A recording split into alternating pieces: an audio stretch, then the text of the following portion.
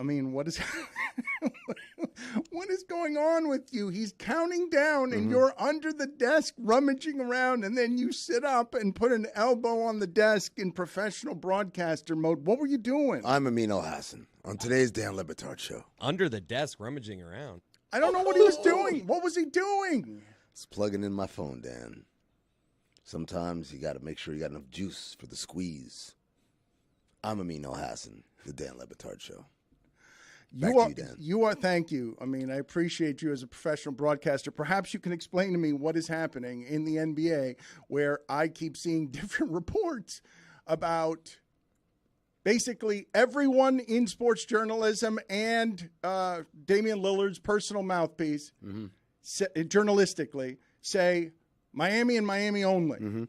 And ESPN is saying, no, maybe Philadelphia, maybe Boston, and Woj is reporting different things. And Barry Jackson, an old-timey journalist. They don't make them like this anymore. Barry Jackson has been doing it in this town. He'd still be my number one draft pick, although Andy Slater is coming for him, on News in the Market. Wow, thanks. It's always about you, Mike. I'm talking about Lillard and Barry Jackson, and you got to make it about you. Your first words on the program got to be about you. Barry Jackson writes, don't have it in me to listen to ESPN debate every day, while Lillard should be pushing for Boston, Philly instead of Heat, and this whole respect for the Spurs thing. ESPN seems to keep alive other non-Miami options, partly to justify debating this on its hours and hours of panel shows. Why do you guys keep moving this on me so I'm following it all over the televisions in here? Keep moving it, please. Don't remember don't remember anyone on ESPN telling Anthony Davis he needed to expand list beyond Lakers during those 7 months he awaited trade there, or telling Aaron Rodgers he needed to go elsewhere instead of the 7 and 10 Jets. And then this is the dismount from an enraged Barry Jackson. Ridiculous, Barry Jackson says. Seasoned journalist and allegedly objective. This is the second time in like the last 3 months, I want to say, that Barry Jackson came out with fangs. And you know what? I like it. Barry, I like you going after people like that, letting them know, hey, just because I'm a professional doesn't mean you can't get these paws. What does he have in him? He doesn't have it in him to do that. I'll tell you that much.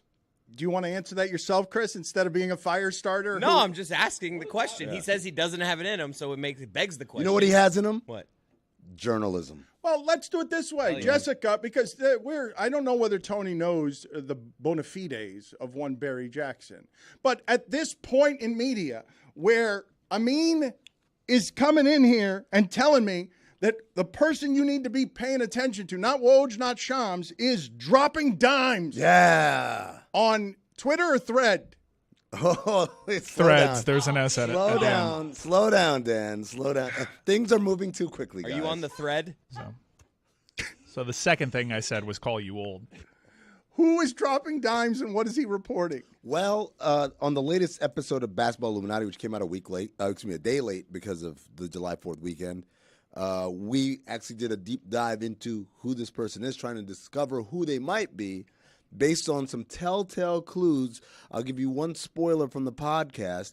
Spells apologize with an S.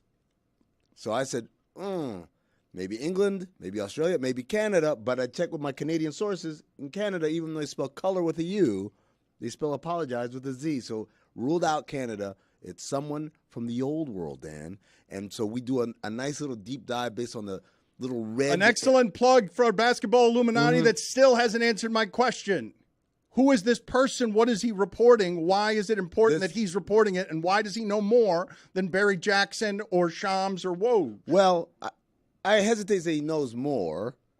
I think he's just not bound by the structure and the mainstream kind of news-breaking thing where I have to appease certain people and do it the right way. I don't think Adrian, for example, doesn't know that Lillard is coming to Miami and only Miami. I think Adrian is trying to look out for his sources, which, by the way, we talked about that as well on the latest episode of Basketball Illuminati. But to answer your question more directly, Dan, Dropping Dimes tweeted 7:51 this morning, Lillard to Miami is done. This is the question that I wanted to ask Amin El Hassan Insider. Like over? Like not happening? Like over the finish line? It's done, guys. It's done. Rejoice. Get those number 0 jerseys ready. It's done. Tyler For Josh Richardson? We don't That guy. Oh, my God. That's buried in all of this. Welcome back. No, just Mike, annoying Heat fan, or Josh Richardson? No, well, Because Mike, he's desperate to get in here, and I want to hold him off for 5 seconds. I've had to lock David Sampson in a cage because of how hard it is to get control of this program. What do you want me to do, Dan? I can not talk. I was ready to talk Josh Richardson. Do you not? I don't want to talk Josh Richardson. I'll let you know. No. I'll let you. He is yeah, back. Yeah, he's Wow. back. Chris. Trying to fill you in. The cruise. You didn't think I knew that Josh Richardson was back. You don't think I know that you're enraged that Josh Richardson is back and has been trying to say for 2 days at the microphone. You want to take it over and talk Josh Richardson. I would love to talk about the worst basketball IQ I've ever seen in a Heat uniform for a franchise. It's had Mario Hold Chalmers, Norris Cole, and Hassan Whiteside. I'm about to say. No, Josh there are some Richardson. illustrious members of that club. If you thought Max Strus stepping out of bounds while not really stepping out of bounds on a 3 was frustrating, wait till Josh Richardson does it on an out-of-bounds play. Okay, as your 7th best player and the new Oladipo, relax. If you have Lillard, you get a little bit championship better. And, of course, you want to hate everybody because you're a spoiled Heat fan. We know. Whoa! Look at all that water that you spilled carrying for Mickey Harrison. That was David Sampson, who I've had to lock in a cage. We had to mop it up. You're like Mickey Mouse and Fantasia. You- What you- was that? My argument for Mickey Harrison is I hope he spends all the money to entertain us. That wasn't good enough for you, the typical Heat fan. I hope he goes so far into the tax that he goes bankrupt for my entertainment. That was my take, and you wanted something more. Yes. That was carrying water for Mickey Harrison. I want more. Yeah. Yeah, you want more. You want. Are we not having a good day today? What's the matter? You're spoiling Succession for everybody. You're mad testy. you saying shift by shift on the radio like a month ago wasn't enough for you. On the podcast wasn't enough. Now you're wearing an in memoriam Logan Roy shirt. It's just, we're at odds today. Wait, Logan I'm Roy's going to go dead? ahead and say it. Yeah, apparently. Oh, man. For all the world to see. The boys are fighting. Dan, did you get to the youth fair? No, Matthew Kugler. Do you not like this? The new. No, it's just the I airbrush love this style is shirt. like very youth fair. This shirt is fire. This checks out. Coog's got it for you. He's like an LA comedian guy. It's a Yeah. good shirt. The new producer of South Beach Sessions, he's been mad because he got it for me 2 months ago. You think I'm spoiling things now. He got it for me 2 months ago, and I haven't worn it. And so now I have worn it, and I've spoiled Succession for you because, spoiler alert, Brian Cox, the actor, is furious that they took him out as an ear on a carpet at the end when he was the star of that bleeping show. He thinks every producer there and writer can bleep off. Really? Is he really mad about the way he went out? He hates the way that he went out because they cut him out of a great show, and he ends as a carpet on an ear in an airplane. He doesn't even get to say goodbye in any meaningful I'm not familiar way. with that term, a carpet on an ear. But yeah, they did rob us of like at least a death scene. No, but first of all, everyone was calling that episode one of the greatest episodes of television ever, right? Like that, and the unexpectedness. You know what's funny, Dan? These stars, get a grip. It's not about you. It's about a great story. I get into this with the Star Wars people. They don't like how Luke Skywalker died in Star Wars. Spoiler alert. Yeah, he dies. Look, it's been 4 years since that movie came out. I feel like I could say this, but my point is, and they say, well, listen to Mark Hamill. Mark Hamill doesn't like it the way I'm like, yeah, because in his mind, this thing is all about me. But the story is served by not having Logan Roy have a big oh guys, I'm dying. Wait a second, Kendall, I hate you, and Shiv, I never believed in you. The bigger conversation that I want to have is about what spoilers are. Why am I not? When am I allowed to talk about this show? Succession was. I thought it was Game of Thrones. I think you're thought good. I think you're good. It's been we're being months. dicks. It's been months. You're good. Shift by shift 3 days after. You had some nerve. You were wrong for that, but now you're good. Well, okay. So what's the time then? For a show like Succession, I say after maybe 2 weeks after the finale, and then maybe you're good on that. On a cult classic show, like maybe The Bear, give it a couple months. Any show that drops all at once, you Yeah, need a you gotta while. give it- You you got to gotta give it give a it while. time. But if it's like a periodical that comes out weekly, yeah, I would say 2 weeks after the finale, anything goes. Who's this person that really cares about Succession but yet didn't watch the finale? Exactly. Someone that had both teams in the finals. Oh, excuse me. That was a long time ago. No, but we've that all was- moved on from that. But it was, we have, and I finally got to catch up on Succession, but that was 2.5 months of our lives that we were all consumed every other day. There was a You new don't game. have to remind me. And I couldn't get to Succession. It was a lunacy, those 2.5 months. Jessica, you, I miss yes. it. Yeah. I'm chasing that high with Marlins baseball. Oh, it's so good. Oh, that guy's fixed. That guy fixed a game. What if the Fish make it to the World Series, though? And lose. And lose. Does it still count as the greatest Well, let's year do in this sports for a history? second because the Marlins are off to the strongest start since the World Series season of 1997. It's crazy. 88 games in. This is the best record the Marlins have ever had. And it's funny because it's ridiculous. And last night's victory, I mean, the Braves have kicked the holy hell out of them. But now they rebound from that after sweeping the Red Sox. They now bust up the Cardinals. And the way they beat them last night, fixed, absolutely fixed, where the reliever for the Cardinals just threw he wants to add to this story. Let me hear the Marlins radio call. I don't know, Chris Cody, I don't know the people involved with the Marlins radio call. I only know that I've heard them about 6 times this season when I'm in my car, and it's the 4th inning of a game, and they're really excited. And I love listening to them because they seem younger, and they seem like what baseball is becoming, which is something that Brian McCann doesn't want to watch. Let's listen to this. The count is 1-2 to Joey Wendell, bottom of the 9th inning. There goes Hampson. The pitch is dribbled towards Hicks. He's got it. He's going to throw it to first. He threw it away. Hampson's going to score. Going towards third, Gurriel. He's going to try to score. He's going to score. The Marlins just walked off the Cardinals in the bottom of the 9th inning. An error from Jordan Hicks. Oh, my goodness, they've done it again. They have done it again. The Marlins win it 10-9.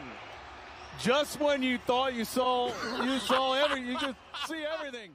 The count is Well said. Who is that guy? Jeff Nelson. Who?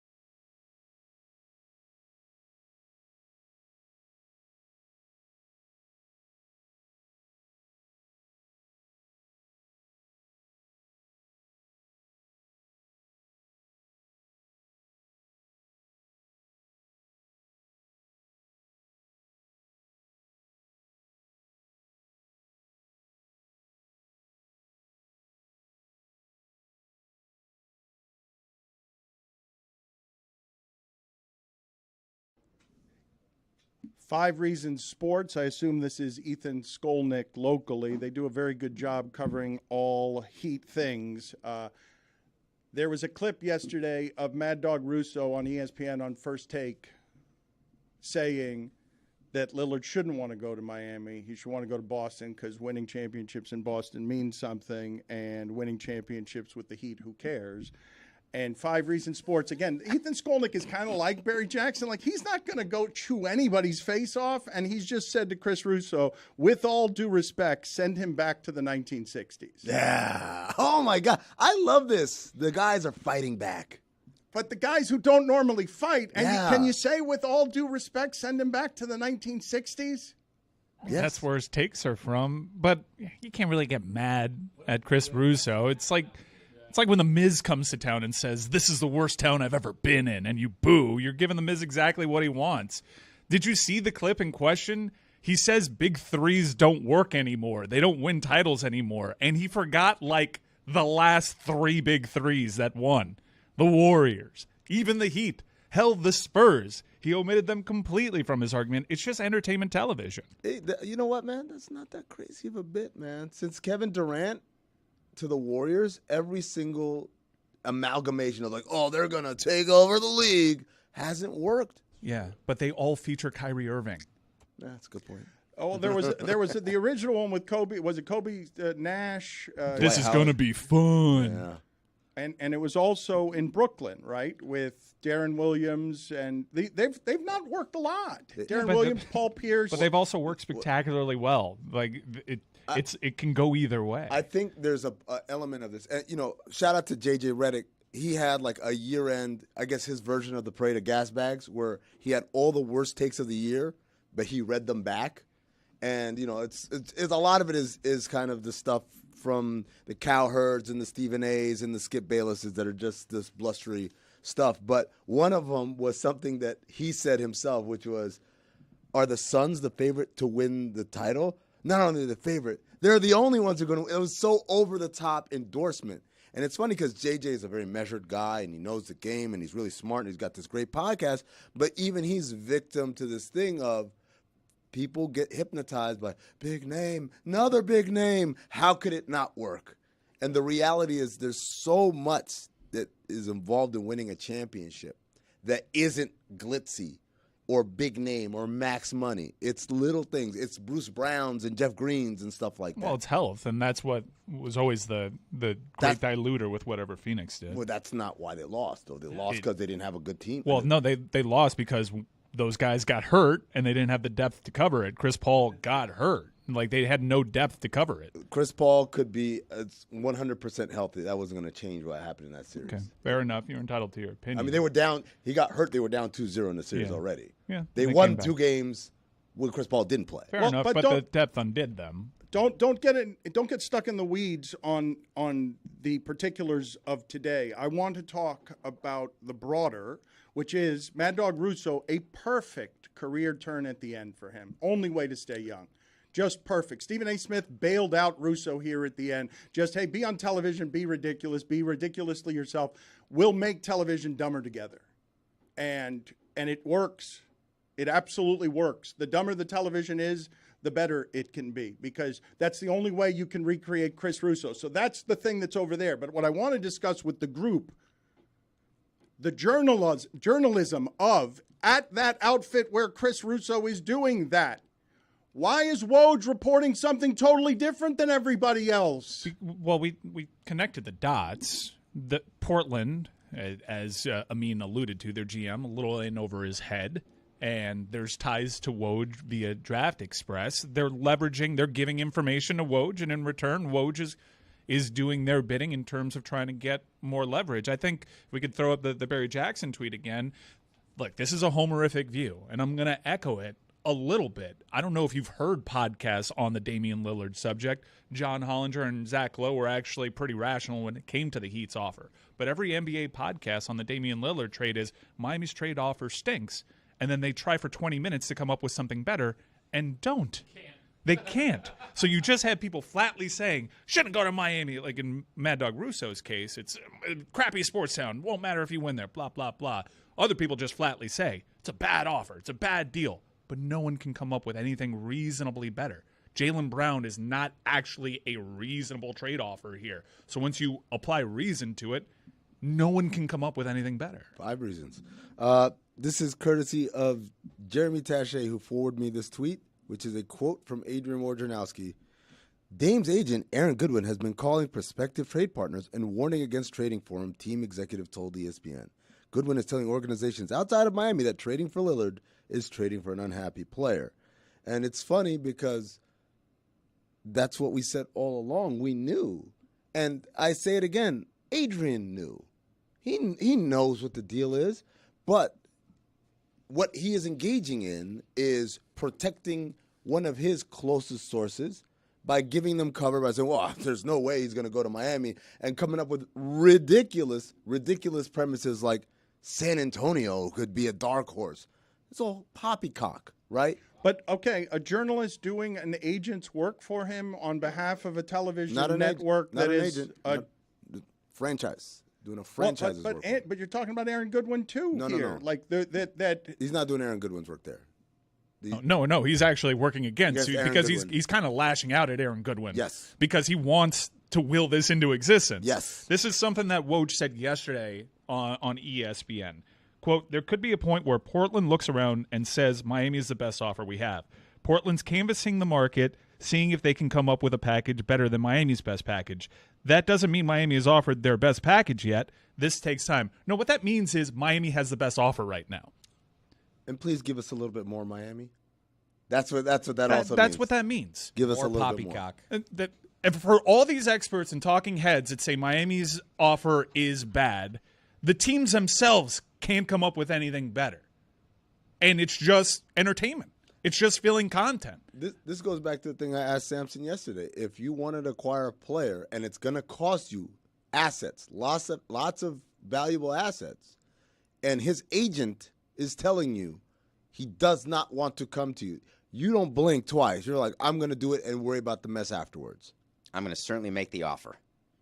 I'm going to try to have a competitive offer and hope that there's a chance that they will. I can convince Lillard to be happy. Have you ever had to do that? Had a player come in and say, I don't want to go to Miami, and then you sat down and you tried and you convinced them that this was the place for them? No, because money always convinced them. Oh, there you go. I assumed, and maybe I've got this wrong because I actually haven't done any reporting on this, zero. But I have in the past on these kinds of stories done the kind of reporting that would suggest to me, Amin, that because these things are complicated and you can't move $100 million assets quickly when all these guys are economies and brands and have a whole lot of things around them. The biggest stars, right? The Heat kind of learned this with Shaq when he got here, where they were like, oh, we don't control this at all. Yeah. This is an economy that comes in and he dictates all of the rules and we serve him. You can imagine how that went over. Like, that's not how Great at first. That's not how this organization the organization feels organizations win. When we're talking about this level of superstar and when we're talking about this level of money, the agents have been working this shit out with these people for weeks now. Like, Tyler Hero knows something. And so I'd assume that there might be mechanics and details here that need to be worked out that I don't understand because I don't understand the intricacies of business the way that you guys did it. But I'm assuming also, like dropping dimes, that this is done, that this is essentially done, and all that needs to happen now is the agents have to agree to a couple more things. We had a party here at the Elser that was supposed to feature 3 Heat players. Only one of them showed up. It was suspicious. Oladipo's already been sent away to Oklahoma City. They signed him and sent him away. When you're talking about $10 million, I know it doesn't sound like much because it's sports.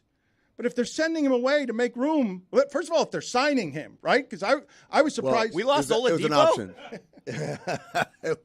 it was an option. He opted into the second year of his deal, and then they moved him. But you said that was the deal before the deal. Yes. And it's not because they're trying to create the space to get Lillard. I believe it's because they know they've got Lillard. So this is the deal. Not the deal before the deal, but the explanation. All of these things that are happening in principle, right? Max Strus, in principle, has agreed to $64 million in Cleveland. Gabe Vincent, in principle, has agreed to $33 million in Los Angeles. But nothing has actually been signed. Nothing is real because the moratorium is still on. So you're allowed to talk to free agents. You're allowed to negotiate with free agents, but you're not actually allowed to sign them. So everything that happens after that is not necessarily what it is. So I'll give you a great example. 2010, the Heat signed LeBron James and signed Chris Bosh, right? Yes. Wrong. They signed and traded for them. Those guys re-signed with their own teams and then were traded for a bunch of first-round picks to Toronto and to Cleveland. That is, at the time, was a specific maneuver to get the guys more money because re-signing with your own team gets you more money than signing with a new team, and get Cleveland and Toronto something in return for it. In this case, Mike's still mad at the Heat for doing that. He's still mad at them for giving away anything when those guys had to sign all the paperwork before the stage went up and they, celebrated with the masses. Dan, don't try to drag me in. I'm laying out.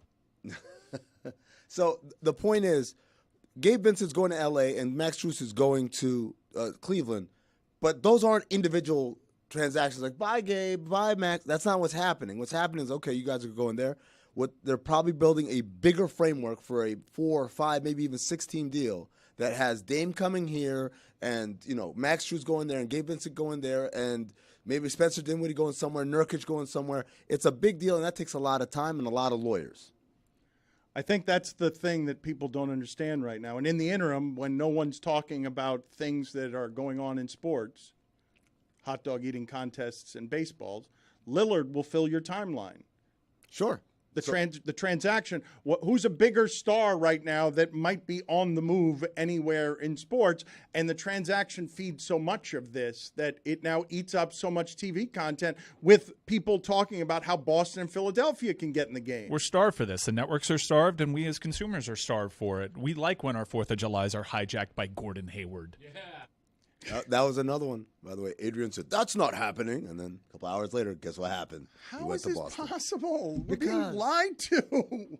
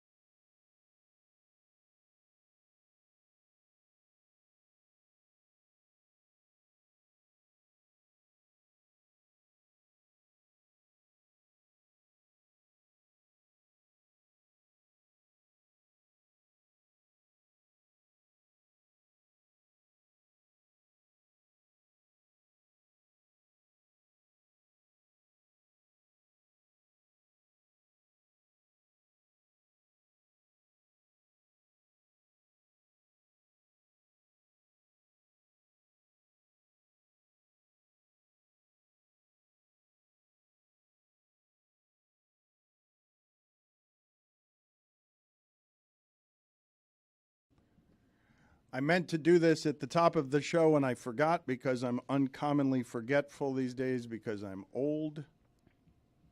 A happy birthday, I don't know what age, to Juju Gotti. Happy birthday to him. I don't care.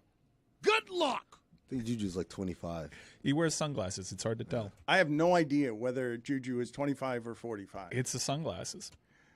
Regardless, happy Salute to birthday. him. It's a mystery. Regardless, salute to him. He's ageless. I don't think he's 45. That's mean.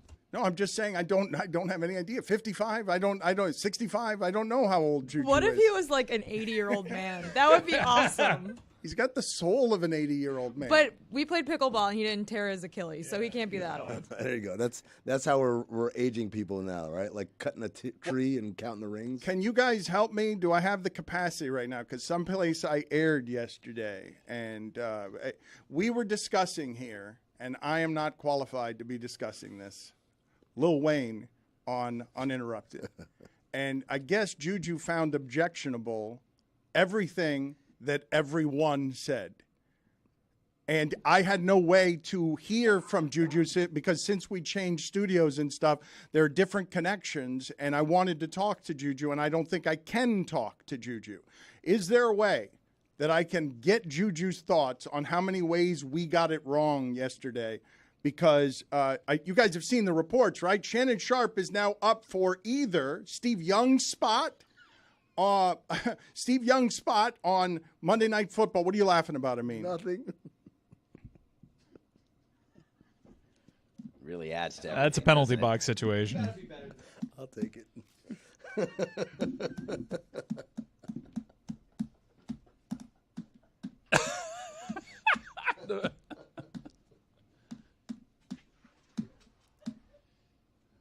Well, Chris Cody, you told him, don't try to hide because Chris Cody, you did this yesterday when you threw a chicken wing from a mass house. You did this yesterday. You made a fat joke at my expense, and then you hid under the console. Look, he's so badly right now, Tony wants to be sent to the penalty box, but I want to know what was said. I'm guessing what was said is something that can't be said on air, but it can't be interrupting what I'm doing.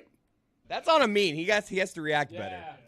I said something really funny that shouldn't be said on air, and he needs to just take that and have a poker face. Where's his poker face? Mike, what are you laughing about? And I'm just laying out. Jessica, what are your thoughts on this matter as you hold your head in your hands? I didn't know what the segment was about yesterday, and I tried to find out after the fact without listening to the show, and I still wasn't able to get answers. So what exactly happened? What did you do? It's not what I did. Skip Bayless. It's what Stephen What A. have you, plural, done? Well, I think the most egregious thing was comparing Lil Wayne to famous, like, 1 to 2 hit wonder MC Hammer. Is just MC Hammer is not really. Did you do that? I know it was you. Who No. do you think?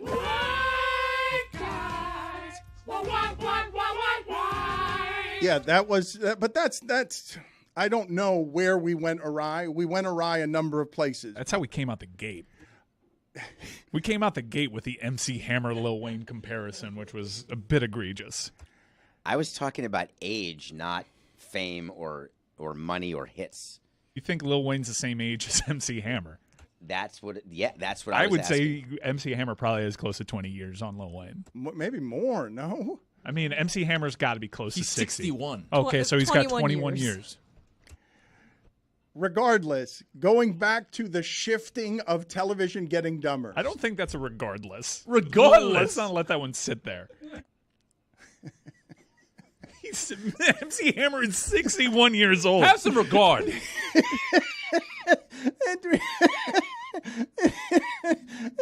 Okay, thank you, Roy. You're right. I will have some regard for what just happened there. That was egregious, but I wanted to talk about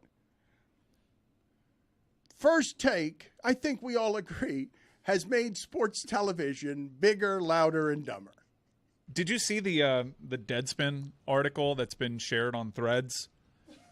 It's giving you credit for telling Stephen A. Smith months ago that he ruined sports television, and it was tied into Bomani's show not being renewed and all that. And it basically gives you credit for saying Dan Le Batard was right. We're the problem. Yeah, like sports TV is dumber, and there's no space for smart television. You're that guy now. You're a visionary. Oh my God. It was so hard. Tastemaker. It was so hard to see.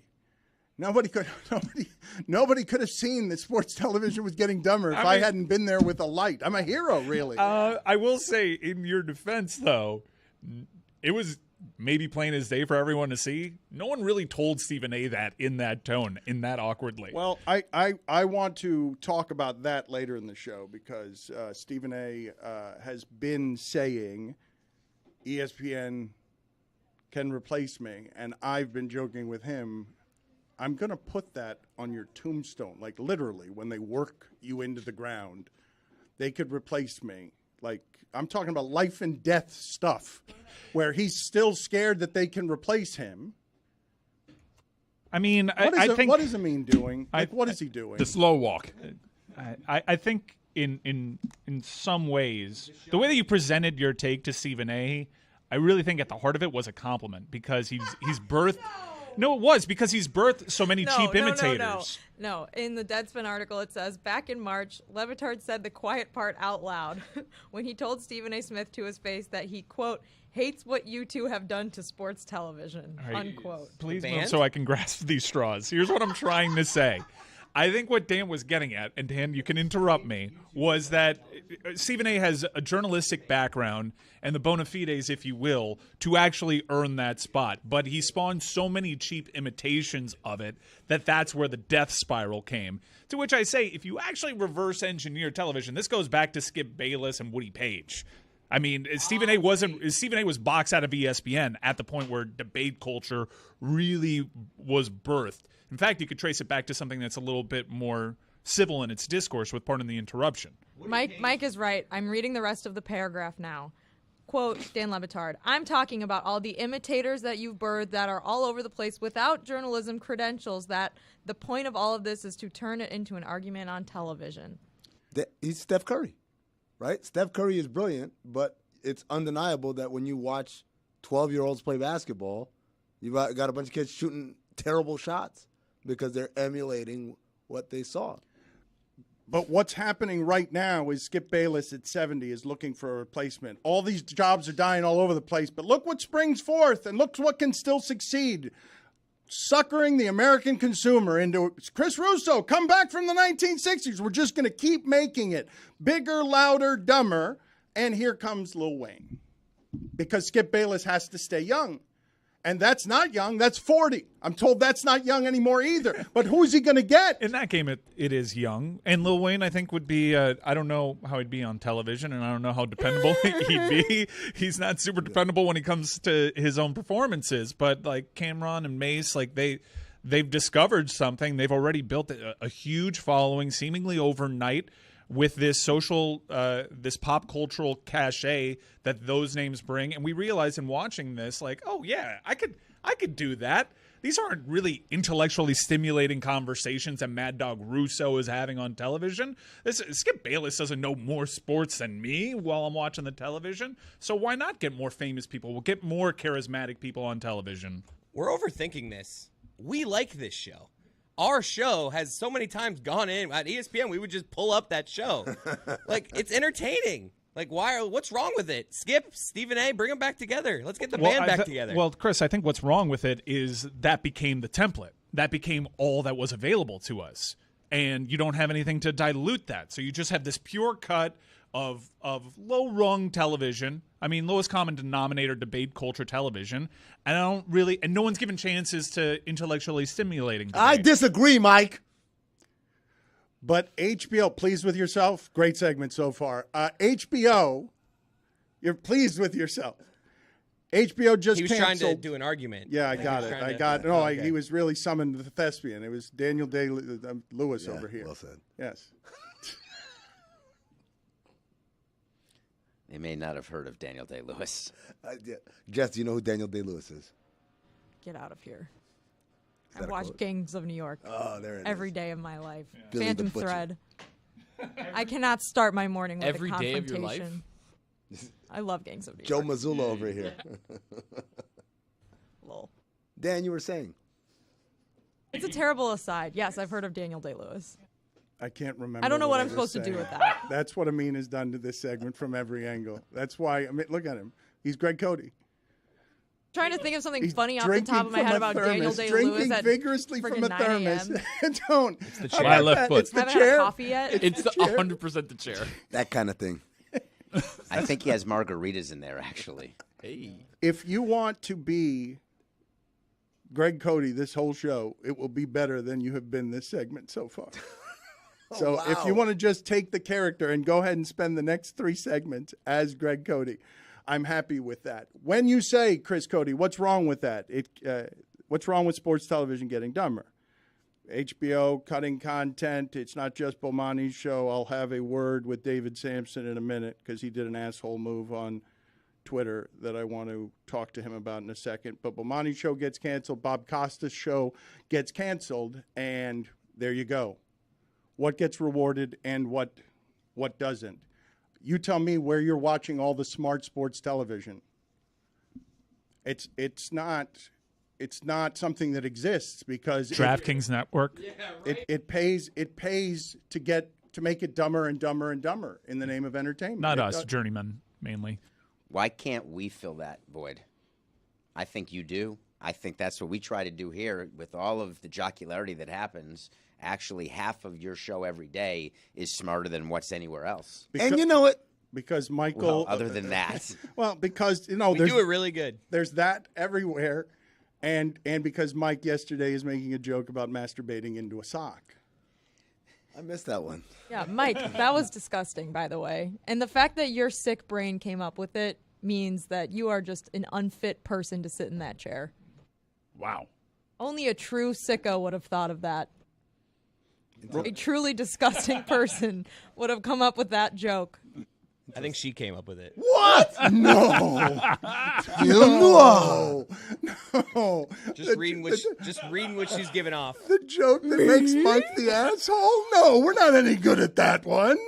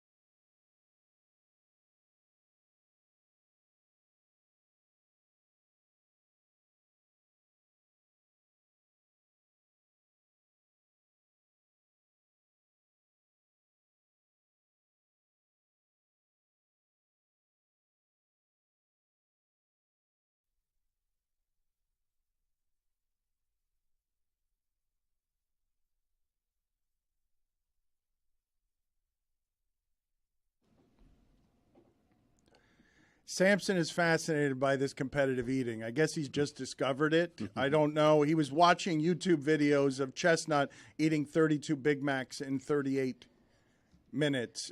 Chris Cody, you said you thought that was harder than 62 hot dogs in 10 minutes, right? Just because of how disgusting a couple of Big Macs would be and how big that bread is? Because of how full I feel after half of a Big Mac. And it was just like, I could eat probably 2 or 3 hot dogs, but that just seems tougher to me, the Big Macs.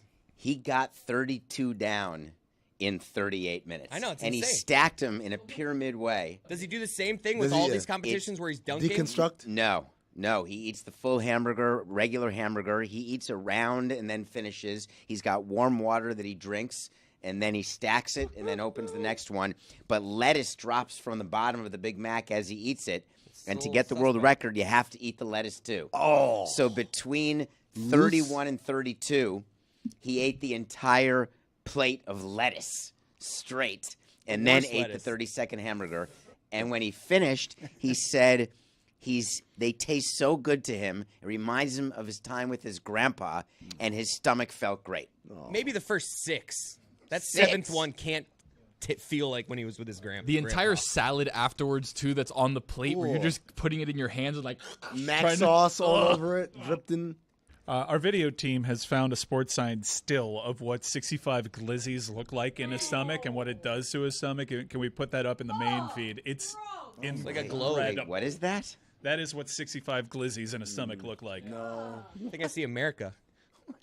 It does look like a globe. It does look like our globe. It is. I see the Middle East, though. There's the Red Sea right there on the left. And the Arabian Saudi Arabia, Peninsula. yeah. The Arabian Peninsula. It's not flat. Why is that on the show? I don't know. They just inserted it. It's helpful. When Supplemental. nobody was looking. It's sports science. That episode of Sports Science, shout out to John Brinkus, they actually take the human body, right, with a balloon where the stomach is, and what they did is they'd put the hot dog there, and they took, like, this pole, and they would, like, shove it down the esophagus, like churning butter, and, like, push it down like that, and they fit 65 of them in there, and it would look like a 9-month pregnancy belly. It was huge. I want to get back to what you were saying about that being the world's most disgusting lettuce.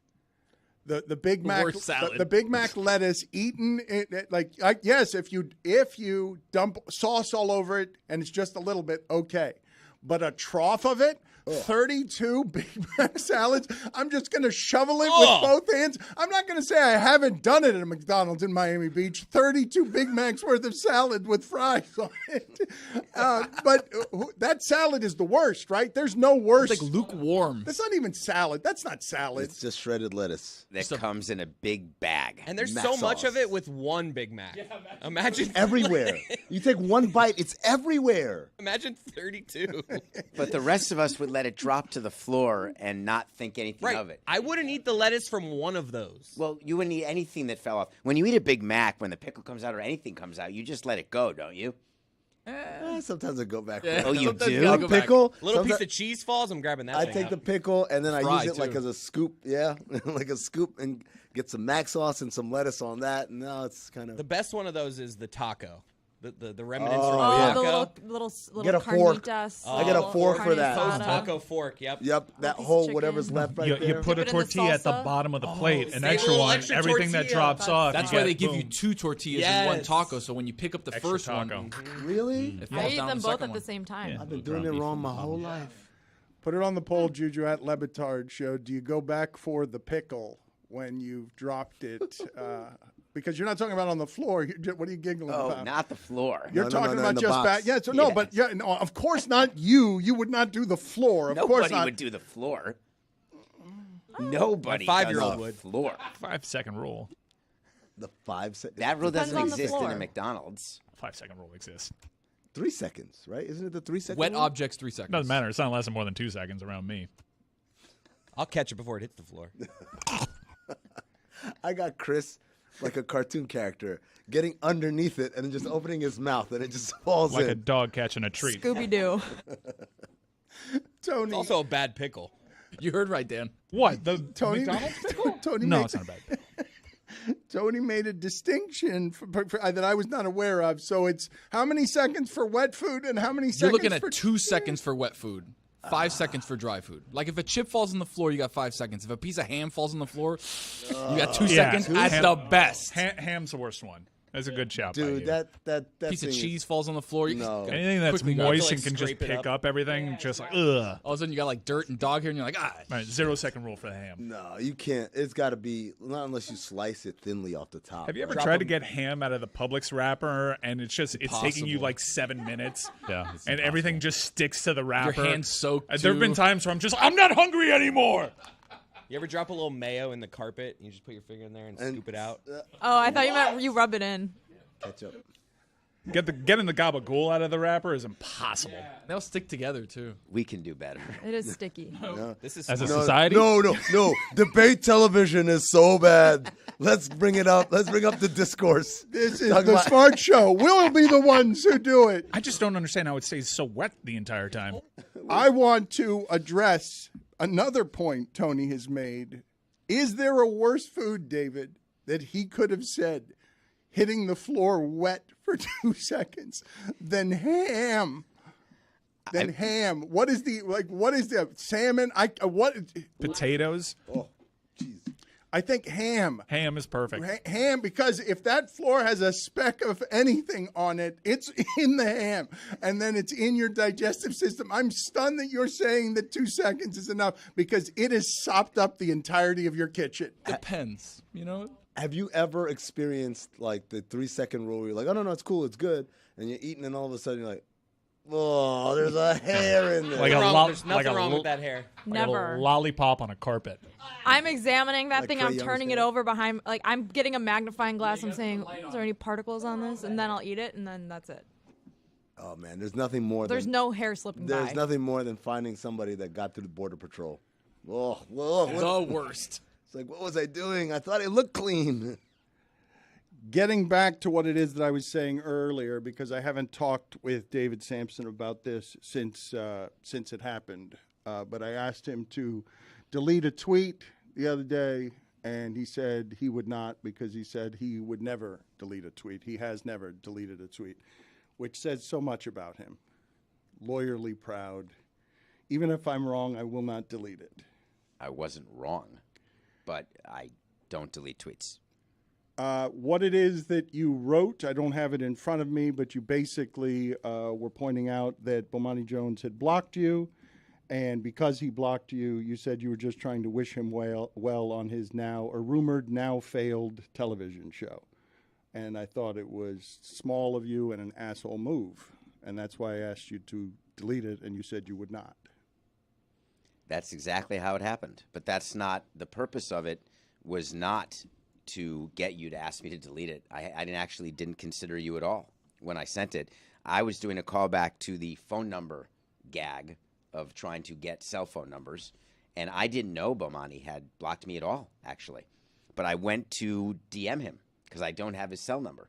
And what I was actually going to do was saying, hey, just read this, thinking about you, hope you're doing well. That was the intent. And it morphed into... It morphed into, when I saw that he blocked me, it morphed into what he... So this is real. I was not aware that he blocked a ton of other people at the time. Because I don't know. You weren't aware that he didn't like you? He from leads your, the league in blocks. From your I didn't know that. shared time on Costas Now or whatever? That ended up being a big deal, but it was hard for me to know the difference in the bit versus in that period of time, how he could make a permanent judgment. I assume that you knew that Bomani didn't like you from the brief time that you shared together on television. Because I questioned what he said? I guess you're not allowed to do that. But in whatever the case may be, I wanted to let him know, hey, sorry. Then when I saw he blocked me, I said, well, that seems a little ridiculous. You can ignore me, you cannot like me, but blocking? Am I doing something that offends you on Twitter? Do you have any earthly idea what it is to be an opinionated black man on social media, given how acidic and hateful it has become? I tell you, it's really hard. I'd be really fascinated if you did. Yeah, well, of course I don't. But I'm saying maybe you don't block anybody because you don't care what anybody thinks about anything or how they receive you or what insults they hit you with. You don't care, but it's probably better for anyone's mental health who's on social media to to get rid of people who are just there to create mental illness. So okay, but I don't block him. And he said some things about me on social media. I don't block anyone who says anything because I don't have to read it, so I just don't read it. Yeah, we haven't had the time to sit down. I wanted to address it with you personally and not make content out of it, but it did feel to me like you were kicking a man when he was down. As this comes out there, and you're making a joke at his expense. I understand now, following your logic ladder on how you discovered you were blocked, maybe you were a bit raw at the time, but I just thought it made you look small. Would you have done otherwise if you hadn't reacted in the moment? Like if you said, "Oh, that's kind of messed up," or whatever, and then we told you, "You know what? Bomani blocks a ton of people. This is kind of what he does," or whatever. So if I really wanted to get Bomani, I would have said something about his show cancellation time ago. I'm saying I only talked about it once it was tweeted about. Well, but I didn't learn about it upon reading it on Twitter, but that opened the door for me to contact him about it. But I guess my question to you is, given the opportunity of time and thought and maybe a little bit more context, would you still send that tweet today? You're talking about the context that I'm learning that there's a mental health issue with Bomani that I was not aware of. No, that's a leap. No, I didn't say he's got a mental health issue. No, I said that any time that you live as a person who is an other on social media, which has become a corrosive, poisonous, acidic thing, that it would be you a should test check out Threads. to anyone's mental health. To anyone's, like to mine, to everyone. I think for me, you're not privy to the conversations I've had with Bomani in which, on the heels of your Casas appearance together, or just generally, because I'm in the position, you've said some things over the years where I'm always defending you. And it's hard to defend you in the wake of that tweet. Like, it just looks small, and I was embarrassed by proxy. Because it wasn't just a bad look for you. It was a bad look for this show that has a relationship with Bomani, this show that has friendships with Bomani, this show that is this person that you're looking at right now that has defended you to Bomani. I'm out of moves at that point, and I was embarrassed by it. I definitely apologize for putting you in that position because you know I do not enjoy making people have to defend what I do and we do. But delete the tweet. No.